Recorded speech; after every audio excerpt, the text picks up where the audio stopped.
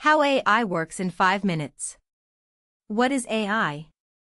Artificial intelligence is about making computers think and learn, just like humans. But how does it actually work? First, AI learns from data. You give it thousands of examples, it finds patterns, and then it gains knowledge. For example, show an AI 10,000 cat photos, and it will learn what a cat looks like.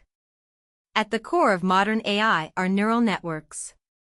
Think of them as a brain made of math. A neural network has 3 layers. The input layer receives the data. The hidden layers process patterns. And the output layer gives the answer. Each connection between these layers learns from data, getting stronger or weaker over time. Next comes training. The AI tries to make a prediction. It checks how wrong it was. Then it adjusts its connections. And it repeats this process thousands or even millions of times. Each cycle is one training step. After 100